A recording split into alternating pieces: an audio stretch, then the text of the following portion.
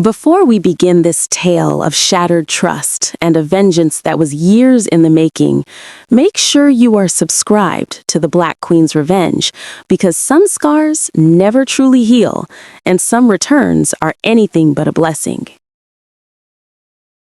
The rain was a relentless torrent, a deafening roar on my apartment windows, turning the city lights into blurred smears of gold and white against the inky blackness.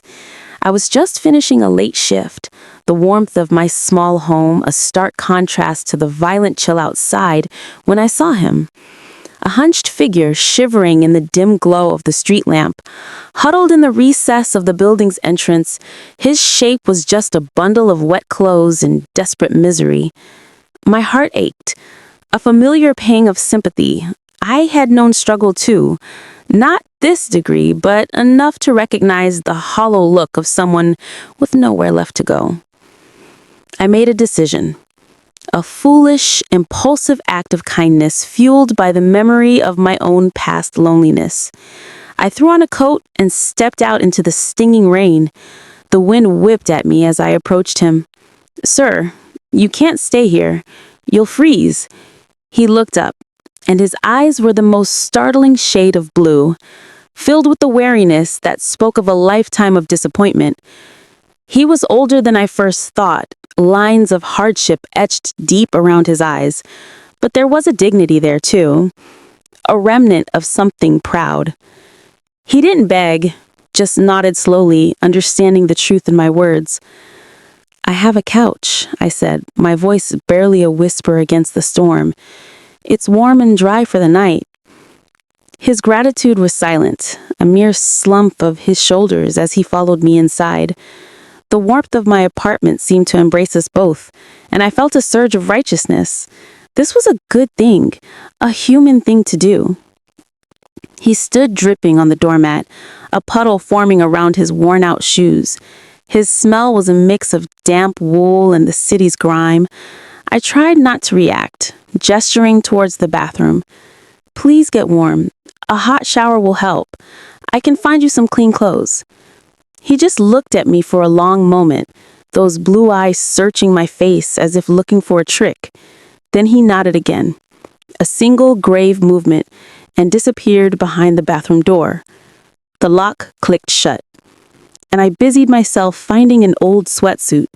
The sound of the water running was a comforting, normal sound in the abnormal situation. I straightened the living room, fluffed the cushions on the couch, my mind racing with a strange mix of anxiety and purpose. I was doing a good deed, a tiny rebellion against the cold indifference of the world. The water shut off, and I waited, expecting to see the same broken man, just cleaner, warmer. But then the bathroom door creaked open and a cloud of steam billowed out, and the man who emerged was not the man who went in. The grime was gone, revealing sharp, aristocratic features. The matted hair, now clean, was a distinguished silver gray. He stood taller, his shoulders straight, no longer hunched against the world. But the most terrifying change was in his eyes, that same piercing blue, but now they held no wariness, no gratitude, only a cold, chilling recognition as they locked onto mine.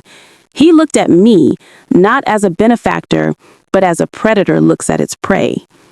A slow, cruel smile spread across his face, a smile I had only seen in my darkest nightmares, a smile from a past I had buried deep, a smile that belonged to one man only, to the man who had destroyed my family, who had taken everything from us with a cold, calculated betrayal, and who was supposed to be dead.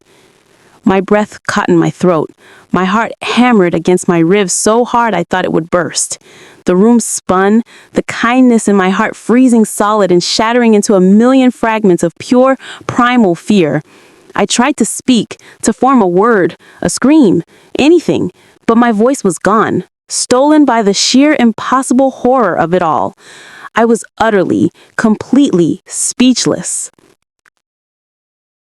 The air in my apartment grew thick and heavy, each second stretching into an eternity of dread. He took a slow, deliberate step forward, his movements now fluid and powerful. No trace of the shuffling homeless man remained. The cheap sweatpants and t-shirt looked like a grotesque costume on his frame. Alexander Croft. I finally choked out the name. A ghost from a decade past. A name synonymous with my family's ruin. He gave a low, soft chuckle, a sound that was far more terrifying than any shout. "Welcome home, Eleonora," he said, his voice a smooth, cultured baritone that erased all doubt. "It has been a long time, hasn't it? You look well, considering." His eyes swept over my small apartment, taking in every detail with a mocking disdain. I stumbled back, my legs weak, my mind a frantic scramble of panic and confusion. You died. The fire, the papers, everyone said you were dead." "A convenient lie," he shrugged, stepping closer, his presence filling the space, suffocating me. "A necessary rebirth, a strategic withdrawal to avoid some rather unpleasant legal entanglements. But one must always return to tidy up loose ends. And you, my dear Eleanor, are the loosest end of all." My back hit the wall. I had nowhere to go. The kindness I had offered now felt like the most profound stupidity. I had invited the wolf in, not just into my home, but into the very sanctuary I had built from the ashes he left behind. "All these years," I whispered, my voice trembling, "I thought I was free. I'd built a life." He laughed again, a short, harsh sound. "Free? You were never free. You were just a task I had not yet gotten around to. You and that brother of yours, the one who testified. Such a tragic accident that took him, wasn't it?" A cold fury began to mix with my fear. My brother, Michael. His bright life extinguished in a car crash, a crash the police called suspicious but could never prove anything. The memory of his laughter, his dreams, all of it surged back, fueled by the monster standing before me.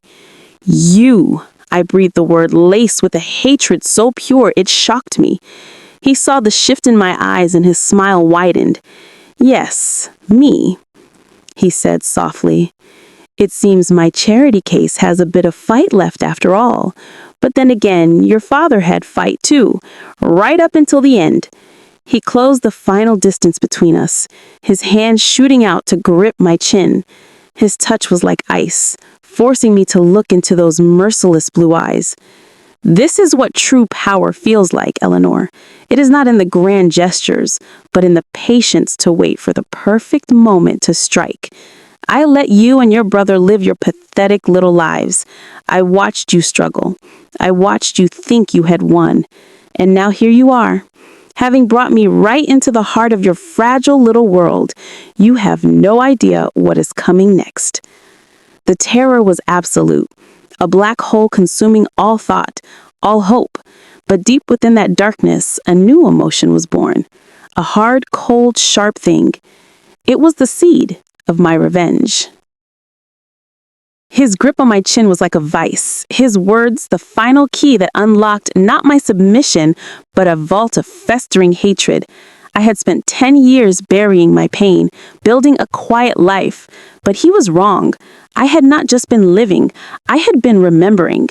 Every detail, every name, every transaction.